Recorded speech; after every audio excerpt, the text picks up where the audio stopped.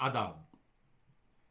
وہ ایک عام طور پہ کہا جاتا ہے کہ تاریخ جو گزر گئی، جو واقعات ہو گئے، اس کو ہم بدل نہیں سکتے، لیکن اگر ہم اس کو غلط طریقے سے پیش کریں گے اور اس پہ باتیں کریں، اس کو الٹ جو واقعات ہوئے ہیں اس کو توڑ موڑ کے اور اپنے مفادات کے تحت کریں گے، تو تاریخ تو نہیں بدلے گی. حالات واقعات تو وہی رہیں گے، لیکن ہم ان سے سیکھ نہیں سکتے.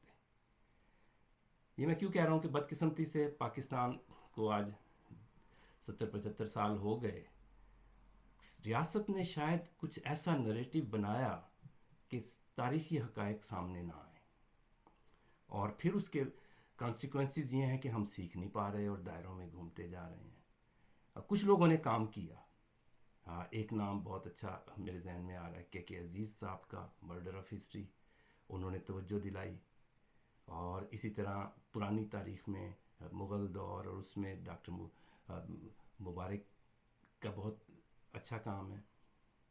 لیکن پاکستان بنا کیوں، کیا وجوہات تھیں، اور دو قومی نظریہ کیا تھا، اور اس کے بعد یہ جو پارٹیشن ہوئی اس میں جو خون خرابہ ہوا، اس کی کیا وجوہات تھیں؟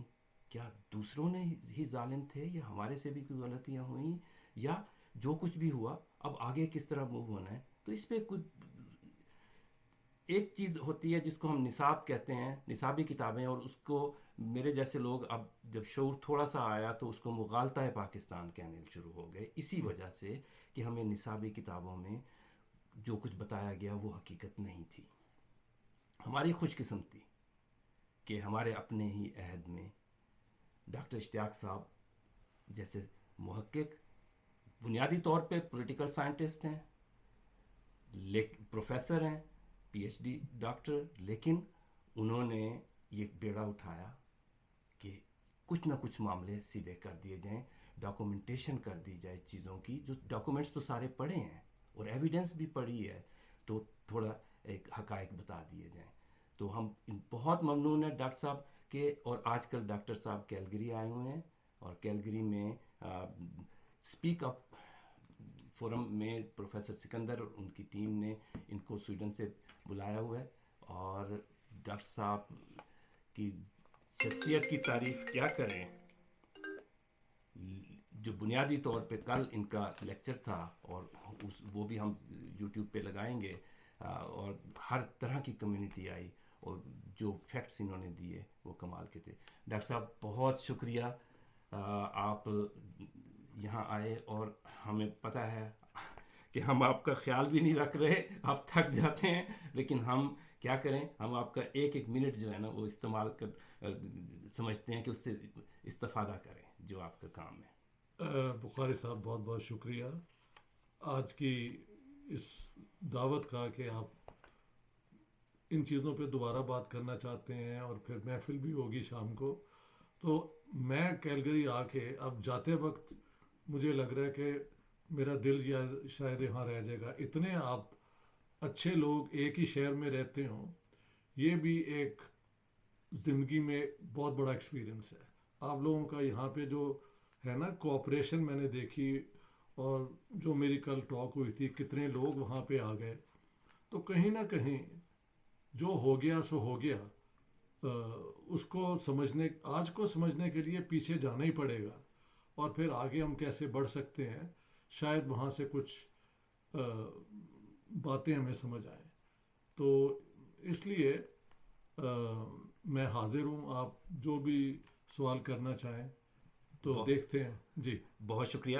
ایک چیز مجھے ذہن میں آ گیا کیلگری کے بارے میں. ہمارے ایک دوست بڑی مزدار بات کرتے ہیں، وہ کہتے ہیں جب بھی نارتھ ایسٹ اور ادھر جاتا ہوں جی اسجد بھائی دل ڈوب جاتا ہے. میں کہا کیوں؟ کہتے ہیں میں نے جو سنا ہوا تھا انڈیا پارٹیشن سے پہلے جو تھا، ایسے لگتا ہے کہ یہ وہ ہے. ہاں، یہ بالکل وہی ہے. یہ شاید مجھے کہنا چاہیے کہ پارٹیشن سے پہلے اگر کوئی سب کانٹیننٹ کی شکل ہوگی کہ سب لوگ مل کے رہ رہے ہیں، اور وہ آج کیلگری میں بالکل آپ کو نظر آتا ہے. بلکہ کل میں نے کہا بھی تھا کہ ایک گھر ہندوؤں کا ہے، ایک مسلمان کا ہے، ساتھ ہی سکھوں کا ہے، اور باقی لوگوں کا ہے. تو اگر یہاں پہ ہم مل کے رہ سکتے ہیں، تو جہاں سے ہم آئے ہیں وہاں پہ یہ روایتیں بہت پرانی ہیں. وہ 47 میں ان کو دھچکا لگا اور لوگ لاکھوں کی تعداد میں مارے گئے، گھر سے بے گھر ہوئے، اور اس کے جو پھر اثرات ہیں وہ آج تک سیاست کے اوپر ان کی چھاپ ہے، لوگوں کی اپنی زندگی میں ایک دوسرے سے جو تعلق ہے اس پہ ان کا اثر ہے۔ لیکن کالگری جائیں، آپ کہیں بھی جائیں تو آپ دیکھتے ہیں کہ ایک ہی علاقے کے لوگ جو ہیں وہ مل کے ہی رہتے ہیں۔ اس کی وجہ جب آپ ایک ہی زبان جانتے ہیں، آپ کے زندگی کے طریقے بھی ایک ہی ہیں، آپ کے سوچنے کے طریقے بھی ایک جیسے ہیں، تو نیچرلی آپ مل کے ہی وہاں رہتے ہیں۔ اور سو ایسے ہی ہوا کرتا تھا سب کانٹیننٹ، اور 1000 سال تک ہسٹری تقریباً یوں ہی ہے۔ اچھا، میں کیونکہ ڈاکٹر صاحب ڈاکٹر اشتیاق احمد، ان کی کتابیں جو ہیں آپ گوگل کر لیجئے گا، ہم 2-3 کتابوں کا خاص طور پہ میں ذکر کر دوں۔ خاص طور پہ ان کے جو قریب دل کے قریب ہے وہ پارٹیشن والی ہے، جس میں انہوں نے بہت محنت کی اور ڈیکیڈ سے زیادہ لگ گیا اس کتاب پہ، غالباً جی 11 سال لگ گئے۔ اور اس کے دوسری جو ہے جناح صاحب والی کتاب ہے۔ میں پیشے سے لائبریرین ہوں۔ لائبریرینز جو ہوتے ہیں وہ ایک کام کیا کرتے ہیں، چیٹنگ بہت کرتے ہیں۔ کس طرح کہ کتاب کو براؤز کرتے ہیں، انڈیکس دیکھا، کنٹینٹس دیکھے، پریفیس دیکھا، اور اس طریقے سے، اور ریویو پڑھے۔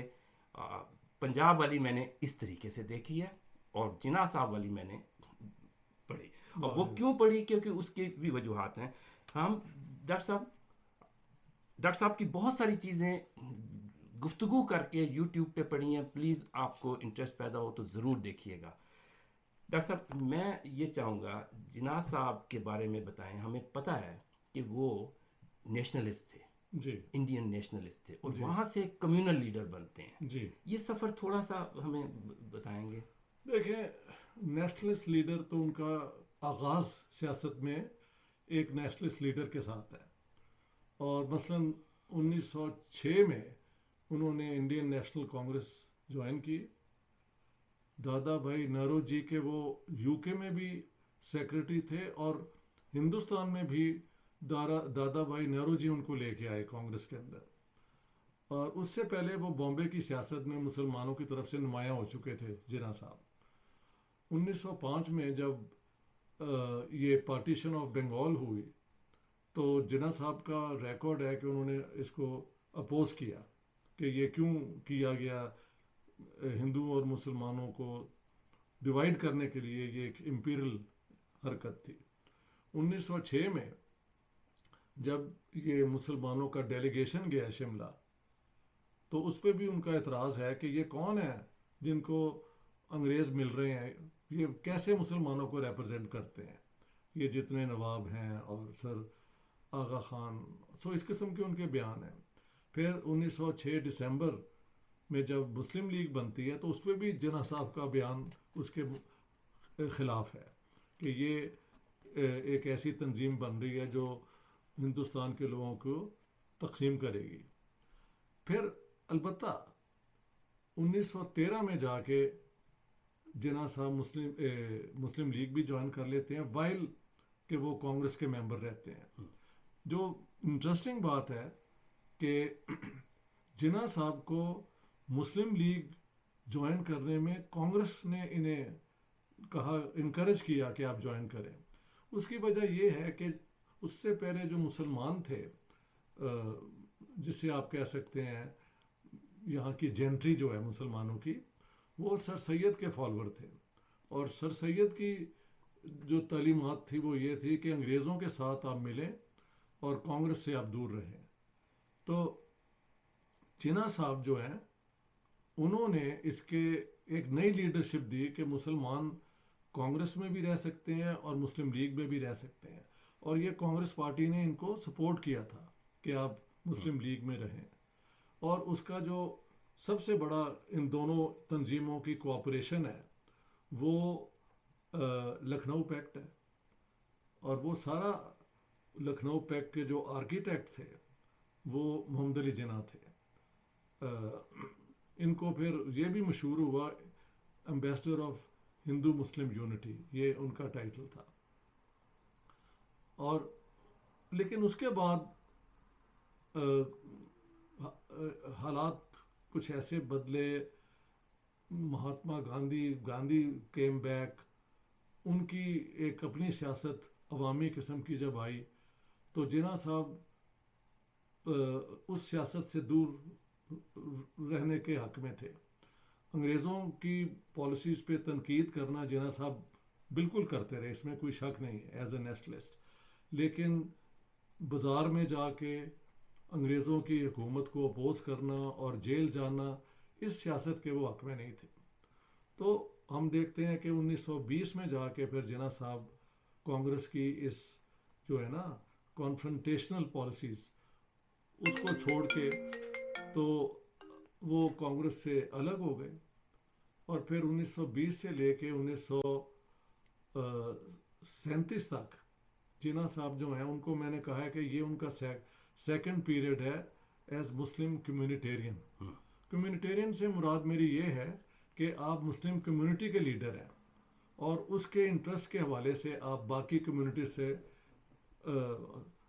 نیگوشیٹ کرنا چاہتے ہیں. لیکن 1937 میں الیکشن کے بعد جس میں مسلم لیگ کو بڑی بری طرح شکست ہوئی, خاص طور پہ مسلم میجورٹی پروونسز میں, تو کانگریس کا جو پھر موقف تھا کہ مسلمان تو مسلم لیگ کے ساتھ ہیں ہی نہیں, ہم مسلمانوں کو بھی کانگریس میں کے قریب لانے کی سیاست کریں گے. اور یو پی میں جو الیکشن ہوا اس میں کوئی انڈرسٹینڈنگ تھی کہ جو بھی رزلٹ ہوگا کانگریس اور مسلم لیگ مل کے حکومت بنائیں گے. بعد میں کانگریس کی لیڈرشپ نے کہا کہ مسلم لیگ کے ساتھ تو کوئی ہے نہیں, لہٰذا اگر کسی مسلم لیگی نے جو مسلم لیگ کے ٹکٹ پہ جیتا ہے یو پی کے اندر, اگر اس نے منسٹر بننا ہے تو وہ مسلم لیگ کو چھوڑے اور کانگریس میں آئے اور پھر ہم اس کو منسٹر بنانے کے لیے کوئی فیصلہ کر سکتے ہیں. اس پر جناح صاحب نے کہا کہ میں اس کانگریس کی سیاست کو ایکسیپٹ نہیں کرتا, اب سے میں مسلمانوں کو کانگریس کی سیاست کے خلاف کھڑا کروں گا. اور تب انہوں نے کمیونلزم کہ مسلمانوں اور ہندوؤں کے اندر کوئی برادرانہ ریلیشنز نہیں ہے بلکہ ہر ایشو پہ دشمنی ہے, یہ سیاست شروع کی, جس میں پھر کانگریس کی ایک اور غلطی ہے کہ سیکنڈ ورلڈ وار شروع ہوتی ہے 1 سپٹمبر 1939 کو, اور 3 سپٹمبر کو وائس رائے للتگو ہندوستان کو بھی اس جنگ کا حصہ بنا دیتے ہیں, جس پہ کانگریس والے کہتے ہیں کہ نہیں جی ہم انگریزوں کی اس جنگ میں کوئی ساتھ نہیں دیں گے کیونکہ ہم نے تو 8 پروونسز میں حکومت بنائی ہوئی ہے, تو پہلے آپ جو ہے ٹرانسفر کریں پاور یہاں کے الیکٹڈ لوگوں کو, پھر ایک آزاد ملک کی طرح ہم فاشزم کے خلاف جو اپنا رسپانسبلٹی ہے پوری کریں گے. یہ میں سمجھتا ہوں انٹلیکچولی تو بات سمجھ میں آتی ہے, لیکن اس دور کی سیاست سے یہ ایک ان ریئلسٹک پروپوزیشن تھی. انگریزوں کو جنگ کے دوران ہندوستان سے 2.5 ملین سولجرز کی ضرورت تھی اور کانگریس اس میں مدد نہیں تھی کر رہی. جناح صاحب پھر ملے لارڈ للتگو کو اور کہا کہ اب آپ سمجھیں مسلمان کمیونٹی کی اہمیت اور کہ مسلم لیگ پارٹی جو ہے یہ مسلمانوں کی پارٹی ہے, ہم آپ کی مدد کریں گے جنگ کے دوران, اور اس کے بعد جنگ کے آپ رائٹ آف سیلف ڈٹرمنیشن مسلمانوں کو دیں کہ فیوچر آف انڈیا میں جو مسلمان چاہتے ہیں اس چیز کو بھی مانا جائے گا, جو بائی دا وے للتگو نے کلیئرلی خود نہیں مانا. لیکن پھر انہوں نے جناح صاحب کو کہا کہ اچھا یوں کریں کہ کوئی کانکریٹ بات کریں, آپ چاہتے کیا ہیں. وہاں سے پھر یہ لاہور ریزولوشن جو بعد میں پاکستان ریزولوشن ہے وہ آیا. اس سارے چینج کے اندر جناح صاحب کی پوزیشن نیشنلسٹ سے ایک مسلم نیشنلسٹ کہہ لیں یا کمیونلسٹ پکی ہو گئی تھی, اور انہوں نے ہر وہ آرگومنٹ استعمال کی کہ ہندوؤں اور مسلمانوں کے اندر کچھ بھی تو نہیں ملتا, ان کو ایک دوسرے سے الگ رکھا جائے. جن علاقوں میں مسلمان میجورٹی میں ہے وہ الگ کر کے مسلمان ممالک بنائے جائیں, بعد میں وہی آئیڈیا ایک ملک یعنی پاکستان بنے گا. تو یہ ٹرانزیشن ہے جناح صاحب کی. تو یہ تو ٹرانزیشن تو ٹھیک ہے, اب انہوں نے انگریزوں کے بھی قریب چلے گئے, جی, لیکن ریزن کیا ہوئی کہ بھی وہ ایک جگہ سے بالکل دوسری جگہ وہ پہ ان کی چلے گئے؟ شخصیت کا ایک ایشو تھا. دیکھیں کئی لیڈر ہوتے ہیں جو کلیکٹیو لیڈرشپ میں یقین رکھتے ہیں. ہاں جی, کہ ٹھیک ہے لیڈر ہم ہیں لیکن باقی بھی ان کو کنسلٹ کیا جائے, ساتھ لے کے چلا جائے. کچھ لیڈر ہوتے ہیں وہ سمجھتے ہیں کہ وہ مین آف ڈیسٹنی ہے, ان کے پیچھے آپ لگیں اور ان کو سوال نہ کیا جائے, ان کی لیڈرشپ کے تحت آپ آگے بڑھیں. جناح صاحب کی شخصیت یہ سیکنڈ ٹائپ کے لیڈرشپ کی تھی کہ وہ کسی اور کو کلیکٹیو میں وہ یقین نہیں تھے رکھتے, وہ مجھے لیڈر ماننے اور میری بات جو ہے نا اس کو آپ فالو کریں. اس کی مثال بھی تو ہے کہ جب ان کو کہا گیا کہ آپ یہ مسلم لیگرز کے ساتھ جو سلوک ہے اچھا نہیں کرتے, تو پاکستان بنانے میں ان کا بھی ایک رول ہے. تو ہی از آن ریکارڈ, جس کو میں نے کوٹ بھی کیا اور کئی کتابوں میں ہے, کہ کون کہتا ہے کہ پاکستان مسلم لیگ نے بنایا. پاکستان میں نے اور میرے اسٹینوگرافر جو ہے ہم نے مل کے بنایا. پھر یہ بھی کہا گیا کہ میری جیب میں تو وہ کھوٹے سکے ہیں. تو ان کا جو ایٹیٹیوڈ تھا نا اپنے ارد گرد لوگوں کے ساتھ, وہ یہی تھا کہ یہ صرف مجھے فالو کریں, لیڈرشپ کے سارے فیصلے میں کروں گا. اور کیونکہ کانگریس میں کلیکٹیو لیڈرشپ کا مسئلہ تھا, گاندھی بھی تھے تو نہرو بھی اور باقی بھی لوگ تھے, مولانا آزاد بھی اس میں تھے, اس لیڈرشپ میں وہ اپنے آپ کو ایک مائنورٹی سمجھتے تھے. اس لیے ایک الگ ملک اور اپنی جو لیڈرشپ کو منوانا جو ہے, یہ دونوں چیزیں ان کی سوچ میں اور ان کی سیاست میں ایک ہو گئیں, اور اس لیے انہوں نے پھر پاکستان کی جو ڈیمانڈ کی اور پھر اس سے کبھی ہٹے نہیں. ٹھیک, اچھا, ایکچولی میں ساتھ ساتھ کیونکہ ابھی دوست آنے والے ہیں, جی, تو یہاں آ کے ہمیں کوئی سالڈ ریزن نہیں ملتی کہ مسلمانوں کے ساتھ کوئی بہت زیادہ انیائے ہو رہا تھا, ان کو کارنر کر دیا گیا تھا. یہ جناح صاحب کی اپنی پرسنالٹی سمجھ لیں, اور اس سے پہلے دو قومی نظریہ پہ ہم جب آتے ہیں جی, تو یہ 40 کی قرارداد تو ایک ہے, لیکن اس سے پہلے بھی یہ تجاویز تو کہیں نہ کہیں آئسولیٹڈ طریقے سے مختلف لوگ. بے شک آپ نے بالکل درست کہا. میں نے جو ایک کے عزیز کی ایک اور بھی کتاب ہے 4 والیوم میں, وہ ہے دا آئیڈیا آف پاکستان. اس کتاب میں انہوں نے شو کیا کہ یہ آئیڈیا 1857 کے بعد ہندوؤں کی طرف سے بھی اور مسلمانوں کی طرف سے بھی آنا شروع ہو گیا کہ یہ 2 قومیں ہیں اور ان کا ساتھ مل کے آنے والے وقت میں ایک فیوچر نہیں ہے, یہ ہونا چاہیے, وہ ہونا چاہیے, ہندوؤں کو ڈومینیٹ کرنا چاہیے یا مسلمانوں کو الگ ملک. تو یہ آئیڈیا بہت پرانا ہے 1857 سے, لیکن 1930s میں آ کے یہ ایک انڈیویجول کے آئیڈیاز کے بجائے یہ سیاسی جو موومنٹ چل رہی تھی اس کا حصہ بن گیا.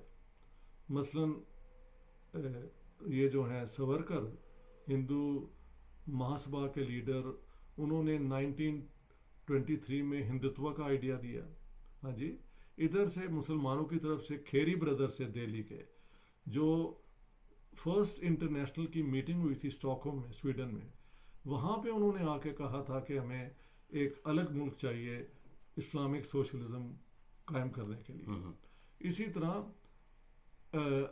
1880 میں لاہور کے پیسہ اخبار میں ایک وہاں پہ تھے محرم علی چشتی, انہوں نے الگ مسلمانوں کے ملک کی بات کی تھی. لیکن جہاں جہاں یہ 1930s کی طرف ہم موو کرتے ہیں تو ادھر سے اقبال, چودھری رحمت علی, ادھر سے سورکر اور RSS کے ہیڈ گولکر اسی قسم کی باتیں شروع کر دیتے ہیں. جناح صاحب 1937 کے بعد اس آئیڈیا کو ایکسیپٹ کرتے ہیں. اس سے پہلے وہ ایک زمانے میں نیشنلسٹ تھے, بعد میں کمیونٹیرین تھے کہ انڈیا کے اندر کئی قومیں ہیں، مسلمان ہیں، ہندو ہیں، سکھ ہیں، دلت ہیں، اور یہ ساؤتھ کے ڈراوڈین ہیں، کوئی ایک نیشن نہیں ہے۔ 1937 کے بعد انہوں نے اس موقف کو بدلا اور کہا کہ ہندوستان میں دو قومیں ہیں، ایک مسلمان اور ایک ہندو، اور باقی جو گروپ ہے وہ کلچرل گروپس ہیں۔ تو ان دو قوموں کا کوئی ایک دوسرے کے ساتھ کچھ بھی نہیں ملتا، بلکہ ہر موقع پہ ان کا جھگڑا ہی ہے۔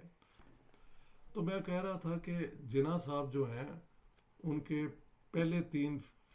پہلے دو فیس جو ہیں، انڈین نیشنلسٹ، پھر مسلم کمیونٹیرین، اور 37 میں جب الیکشن ہوا ہے اور اس میں مسلم لیگ ہار گئی ہے، تو کانگریس کی طرف سے ان کو لگا کہ یہ اعلان تھا کہ آپ مسلم لیگ کو ختم کریں، اور کانگریسی پارٹی ہے سب، اس کو انہوں نے پھر اپوز کرنے کا فیصلہ کر لیا۔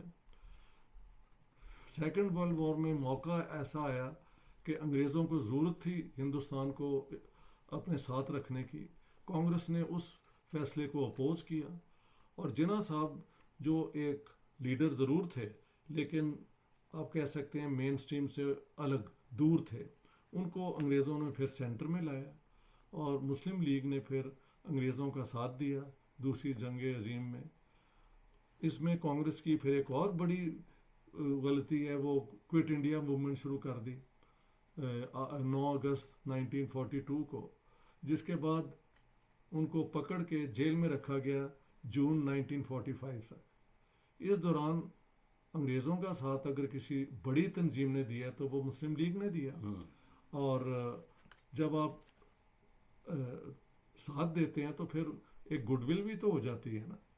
اور بائی 45 جب الیکشن اناؤنس کی ہے انگریزوں نے، اور 46 میں وہ الیکشن کمپین کے بعد رزلٹ آئے، تو اس دفعہ مسلم لیگ جو 495 ریزرو سیٹس تھیں اس میں سے 440 سیٹیں لے گئی، اتنی لینڈ سلائڈ۔ 37 میں بہت برا حال ہوا تھا الیکشن میں۔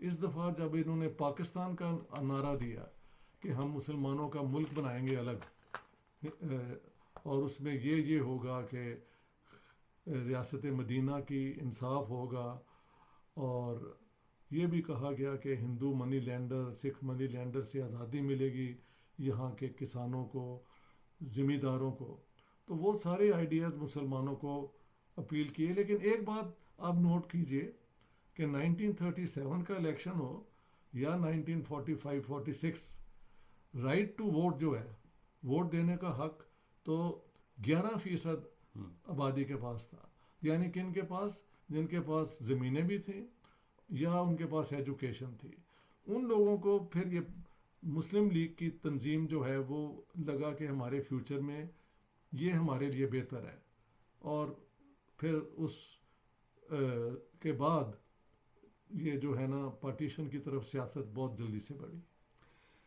اچھا، ہم یوں دیکھتے ہیں جی کہ دو قومی نظریہ جو ہے وہ چلو تسلیم ہو گیا جی کہ یہ دونوں الگ قومیں تھیں، وہ سب کچھ تھا۔ جی اس سے اوور آل ہم مسلمانوں کو وہ تو بڑا تضاد نظر آتا ہے جی کہ میں جب دیکھتا ہوں کہ میں پاکستان سے کینیڈا آ گیا جی تو میں تو منکر ہو گیا نا دو قومی نظریے کا، کہ یہاں تو بڑی بہت اچھی سارے آرگیومنٹ ہے۔ ہاں تو بہت سارے لوگ ہیں یہاں آ کے ابھی بھی وہ کہتے ہیں کہ نہیں وہ بڑا اسٹرانگ آرگیومنٹ تھا، وہ تو خیر بالکل سمجھ مجھے تو نہیں آتی، جی جی لیکن آپ یہ بتائیں کہ اس سے کچھ اچیو بھی ہوا اس سے یا صرف تباہی ہوئی؟ اس کے خلاف جو مسلمانوں کی اسلام کے اسکالرس کا تنقیدی نظریہ تھا، جمعیت علماء ہند کا اور مولانا ابوالکلام آزاد کا، خان عبدالغفار خان کا، اور سندھ کے لیڈر تھے اللہ بخش سمرو، وہ یہ تھا کہ یہ ہندوستان سب کا ملک ہے، 1000 سال سے مسلمان اور ہندوستان مل کے رہ رہے ہیں، حکومت اگر مسلمانوں کی ہے یا کہیں ہندوؤں کی ہے تو جو رولر ہے وہ سب کا پروٹیکٹر ہے، اس کو آپ رہنے دیں۔ اسلام کی دعوت جو ہے وہ تو یونیورسل ہے، آپ جہاں پاکستان بنا رہے ہیں وہاں پہ تو پہلی میجورٹی ہے مسلمانوں کی، اور پاکستان اگر بنے گا تو ہندو میجورٹی علاقوں میں تو مسلمان جو ہیں وہ جو بھی ان کی پرسنٹیج ہے پاپولیشن کی اور بہت کم ہو جائے گی، اور مسلمانوں کا ہندوستان کے اندر جو ایک حصہ ہونا چاہیے وہ ختم ہو جائے گا، کیونکہ پاکستان بن جائے گا تو ہندوستان کے مسلمان جو ہیں وہ پھر رحم کرم پہ ہوں گے ہندوؤں کے. ہاں جی، یہ آرگومنٹ بھی تھی کہ اسلام کو پارٹیشن اگر ہوگی تو مسلمانوں کی بھی ہوگی اور اسلام کی بھی ہوگی، آپ ان کے ٹکڑے کریں گے. تو میں سمجھتا ہوں حقیقت میں تو پھر یہی ہوا. تو اس کا ہم اگر مسلمانوں کی اس طرح ہی دیکھا جائے تو 3 ملکوں میں ڈیوائڈ بھی ہو گئے بالکل. اور انڈیا میں ان کی وہ اس طرح حیثیت نہ رہی. یہ تو یہ رہی. 2 چیزیں آپ نے بڑا صدمہ دیا مجھے ذاتی طور پہ. جی. ایک تو یہ کہ ہم یہ کہتے تھے کہ بھی کانگریس نے مجبور کیا، کیبنٹ مشن پلان تو قبول کر لیا تھا. تھوڑی بات اس پہ کیجیے گا. اور دوسرا اس کے بعد جو 11 اگست والی ہے ہمارے پاس، اس پہ بھی بات کیجیے گا کہ اس پہ میں دیکھ رہا ہوں کہ آپ کا پورا چیپٹر ہے. جی. تو وہ آپ کیا کہتے ہیں کہ یہ ایک اچھا نریٹو پھر بنا تو لیا تھا جناح صاحب نے. چلے یہ اس پہ ہم یوں بات کرتے ہیں کہ کیبنٹ مشن پلان کو یہ 16 مئی 1946 کو اناؤنس ہوئی تھی. اس کے بعد سب سے پہلا بیان جو ہے وہ محمد علی جناح صاحب کا ہے کہ ہم پاکستان بنانا چاہتے تھے، کیبنٹ مشن پلان میں پاکستان کی حقیقت کو نہیں مانا گیا، اس لیے کیبنٹ مشن پلان پہ ہم ڈسکشن کریں گے مسلم لیگ میں اور بعد میں ہم اپنا موقف دیں گے. کانگریس نے پہلے کہہ دیا تھا کہ یہ جو کیبنٹ مشن پلان ہے یہ ایک ڈیزاسٹر ریسیپی ہے ایک اتنے بڑے ملک کے لیے، کیونکہ کیبنٹ مشن پلان میں سینٹر کے پاس صرف ڈیفینس، فورن افیئرس اور کمیونیکیشنز تھیں، اور رائٹ ٹو ٹیکس بھی ان 3 چیزوں تک محدود تھا. باقی ساری رائٹس جو ہیں وہ پروونسز کو دے دی گئی تھی. یعنی کہ اگر سینٹر نے اس کے بعد کوئی ایسی پالیسیز بنانی ہے جو سارے ہندوستان پہ اپلائی ہوں تو پھر سب پروونسز اس کو سپورٹ کریں، اس کو فنڈ کریں، تب سینٹر آگے بڑھ سکتا ہے. ایک اور تھا کہ اس میں 3 گروپ بنائے گئے تھے، اے بی این سی. اے تھا ہندو میجورٹی پروونسز، بی تھا مسلم majority provinces north western India کے، پنجاب، سندھ، خیبر پختونخوا آپ کہتے ہیں اسے ہم، اور آپ بلوچستان کہہ سکتے ہیں، ادھر بنگال تھا. اس کو اچھا یہ گروپ بی تھا. ادھر گروپ سی بنایا گیا بنگال اور اسام کا. اور فیصلہ یہ تھا کیبنٹ مشن پلان میں کہ ہر 10 سال بعد یہ گروپ جو ہیں اگر فیصلہ کریں کہ ہم نے انڈین یونین چھوڑ دینی ہے، آزاد ہونا ہے، تو یہ ان کا حق ہوگا. یا ان میں جو پروونسز ہیں وہ ایک ایک کر کے بھی اگر چھوڑنا چاہیں تو اس یونین سے الگ ہو سکتے ہیں. تیسری جو شک تھی کہ جو 570 پرنسلی اسٹیٹس تھیں انہوں نے صرف اپنے ایکسٹرنل افیئرس اور ڈیفینس یونین کو چھوڑے تھے. ان کی انٹرنل اٹانومی جو انگریزوں کے دور میں تھی وہ پھر بھی پرنسز کے پاس رہتی تھی. تو کانگریس کا موقف یہ تھا کہ ہمارے پاس وی وانٹ این انڈیا جو ایک افیکٹو سینٹر ہو، تاکہ ہم جو تبدیلی لانا چاہتے ہیں کہ یہاں کے جو لوگ رعایا ہیں حکمرانوں کے وہ سٹیزن بنائے جائیں، ان کو رائٹ ٹو ووٹ دیا جائے، یہ وہ جو کچھ ہے. تو ہم اس کیبنٹ مشن پلان کو ایکسیپٹ، یعنی ہم اس کے حق میں نہیں ہیں. لیکن جناح صاحب کی اس کے بعد تقریریں ہیں کہ انڈر نو سرکمسٹانس ہم کیبنٹ مشن پلان کو مانیں گے. 5 جون 1946 کو پبلک میں جناح صاحب نے یہی کہا کہ over our dead body we want Pakistan. لیکن 6 تاریخ کو ان کیمرہ یعنی سیکرٹ میں کاؤنسل مسلم لیگ کی میٹنگ انہوں نے بلائی اور وہاں کہا کہ دیکھو Pakistan still remains our objective. We may not get it tomorrow. لیکن کیبنٹ مشن پلان کے اندر یہ ہر 10 سال کے بعد وڈرا کر جانا اور باقی جو سینٹر کمزور، ان سب چیزوں کو ہم استعمال کریں گے کہ جلدی سے جلدی ہم پاکستان حاصل کر لیں. اس کے بعد 25 جون کو یہ بات بھی ڈاکومنٹڈ ہے، سب میری کتاب میں ہے. 25 جون کی صبح کو کانگریس نے کہا کہ we reject the cabinet mission plan. اس کے 2 پورشنز تھے، انٹرم گورنمنٹ اور دوسرا تھا کنسٹیٹیوئنٹ اسمبلی، جہاں پہ الیکشن جو ہوئے تھے 45-46 میں، ایک پروونشل ہوئے تھے، ایک الیکشن ہوا تھا کنسٹیٹیوئنٹ اسمبلی کے لیے، جس نے متحدہ ہندوستان کے لیے کانسٹیٹیوشن بنانی تھی.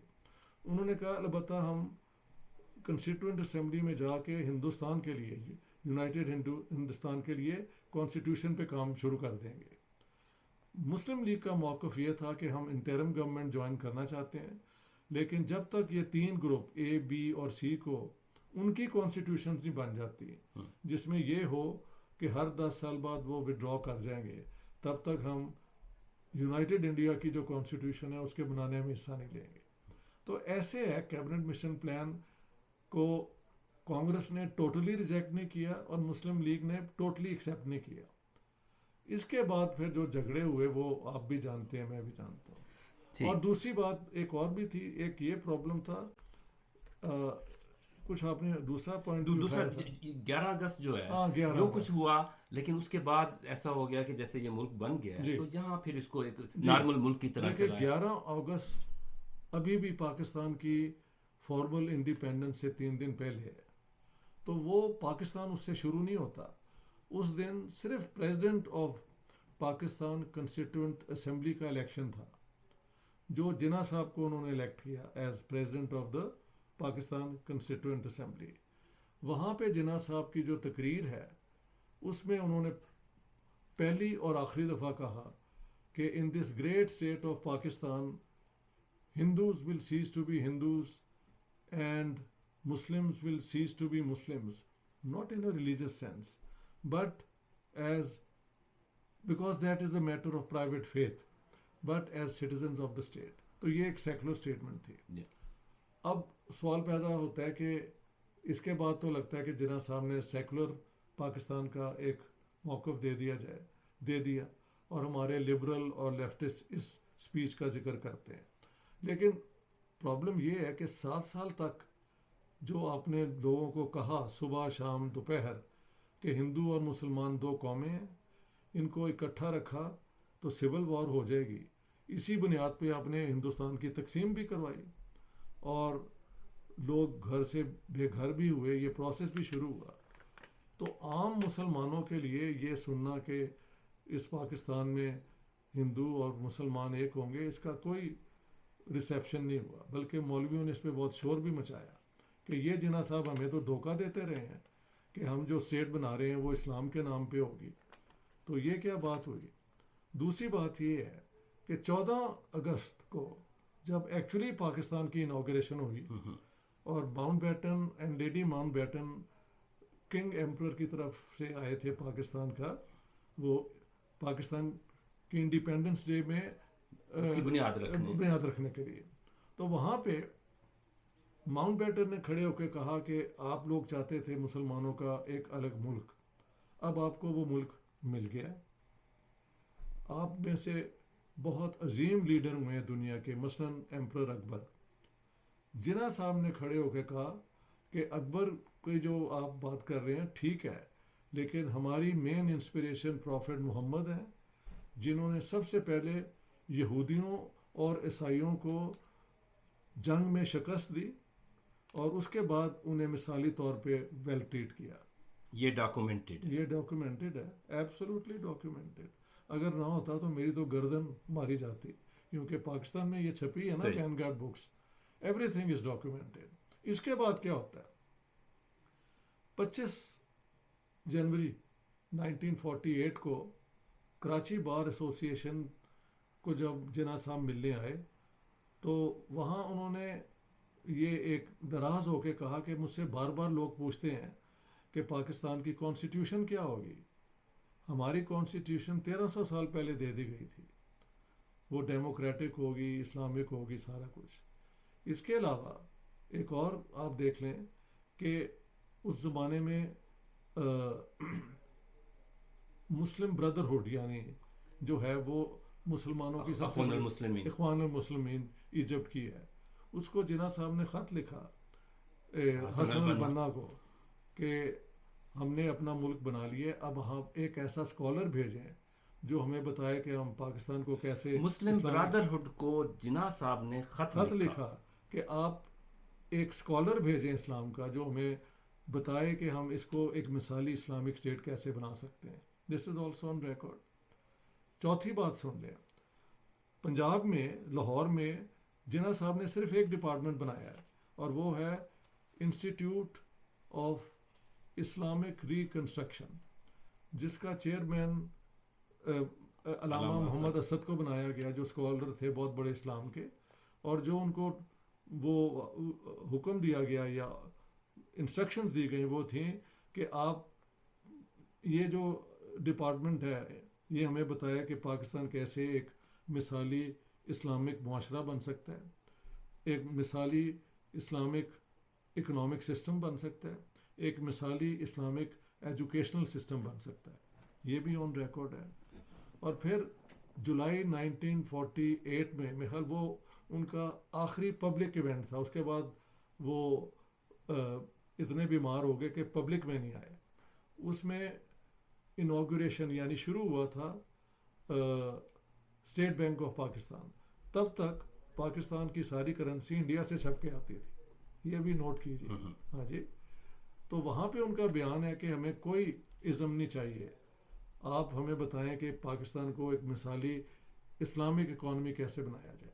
تو ایک جو وہ اسپیچ ہے جس میں اسلام کا اور پاکستان کا ریلیشن شپ نہیں ہے, اس کو بیک اپ بھی تو کرنا چاہیے تھا نا بار بار, وہ جناح صاحب نے نہیں کیا. جو وہ پہلے کہتے رہے تھے وہ دوبارہ آ گیا کہ اسلام اور مسلمانوں کو بچانے کے لیے پاکستان کی ضرورت ہے, اشد ضرورت ہے.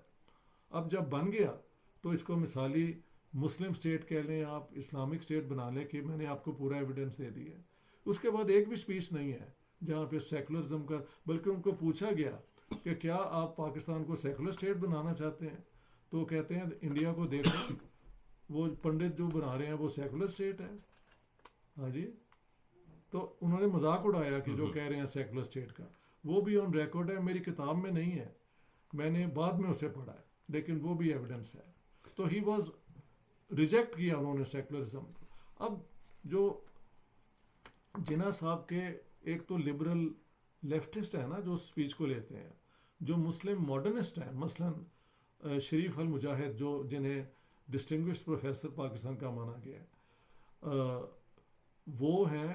اور آپ یہ جو ہے چودھری محمد علی کی جو کتاب ہے ایمرجنس آف پاکستان, اور باقی ڈاکٹر اشتیاق, یہ حسین قریشی, یہ ان کا ساروں کا موقف ہے کہ جناح صاحب جب یہ کہہ رہے تھے 11 اگست کو, تو وہ ایک ایسی ریاست کی بات کر رہے تھے جو اسلام کی بیسٹ ویلیوز میں ہے, اور مائنورٹیز کو ویل ٹریٹ کرنا اس کی ڈیوٹی ہے.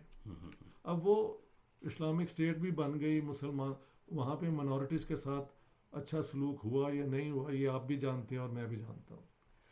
Thank you. اچھا, اب اس کو یوں ہم سم اپ کریں جی کہ جناح صاحب آپ نے بڑا واضح کیس رکھا کہ وہ اسلامی مملکت ہی کہہ رہے تھے, صرف مسلمانوں کی اسٹیٹ ایک بنا رہے تھے, اسٹیٹ بنا رہے تھے جہاں اسلام اور اس کی ایک رشتہ ہوگا. اب وہ بات کر رہے تھے, اس کی تقریروں سے آتا ہے کہ بھی آئیڈیل قسم کا اسلام, جو آج کا پاکستان ہے اور اس کے بعد جو ہمارا سارا ہوا. تو آپ اس کو دیکھتے ہیں کہ جو جناح صاحب کے اگر ان کی باتوں میں, ان کی تقریروں میں جو آدرش نظر آتے ہیں, تو یہ خاکہ اسی طرح ہی بنتا ہے یا یہ اس سے بھی مختلف ہے کوئی؟ دیکھیں ان کے بیان تو ہیں اسلامک اسٹیٹ کے پورے حق میں بھی.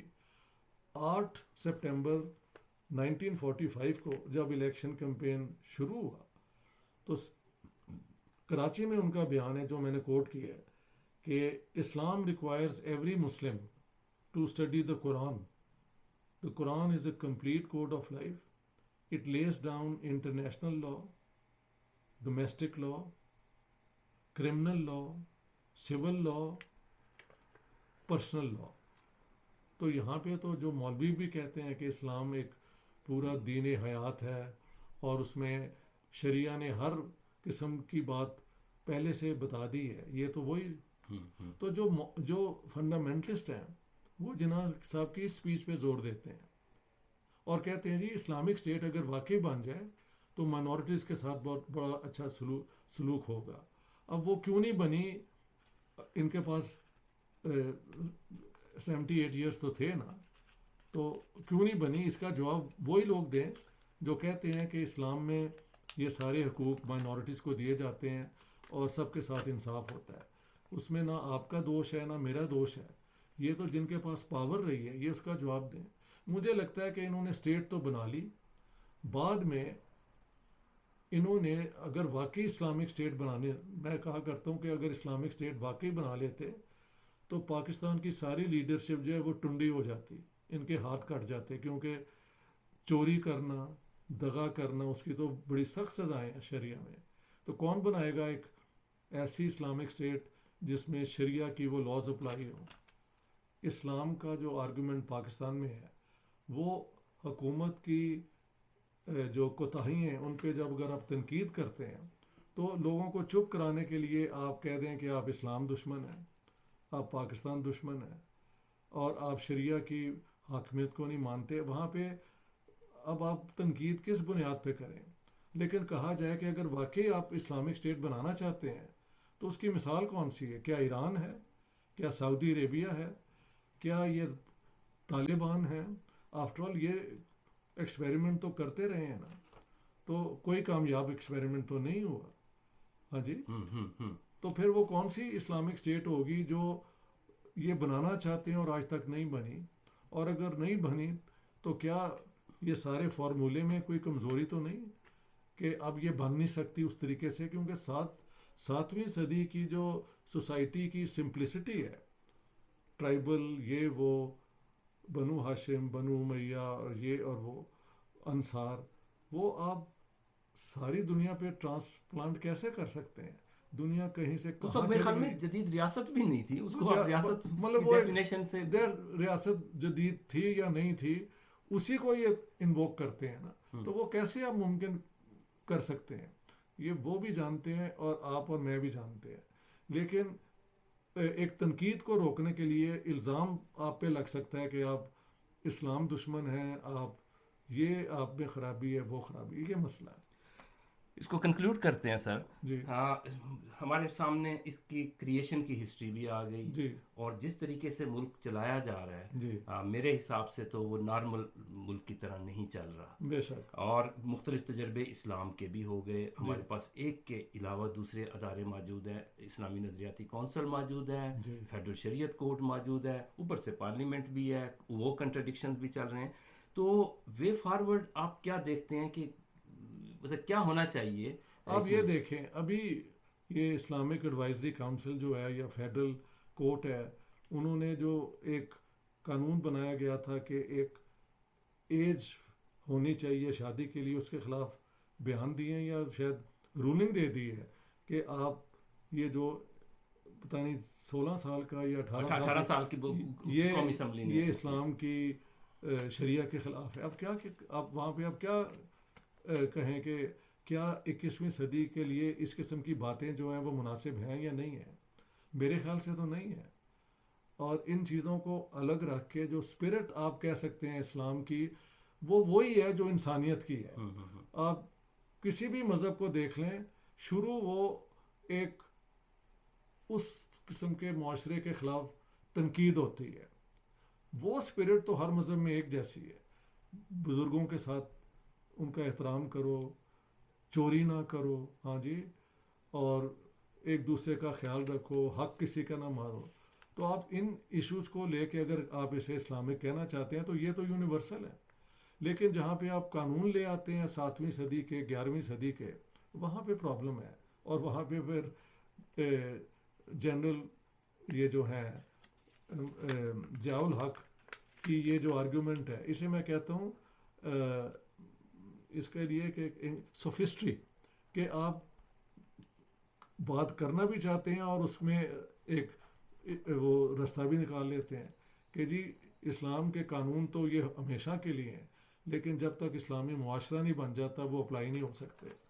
تو یہ ایک طریقہ ہے کہ دوسرے کو چپ کرانے کے لیے ایک آرگیومنٹ بن جاتی ہے. ہوا کیا کہ یہ حدود لاز بنے، ہاتھ تو نہیں کاٹے گئے لیکن انہوں نے وہ ویپنگ تو کی نا کہیں نہ کہیں، اس کے خلاف ساری دنیا میں اتنا احتجاج ہوا تو ان کو وہ چیز ختم کرنی پڑی.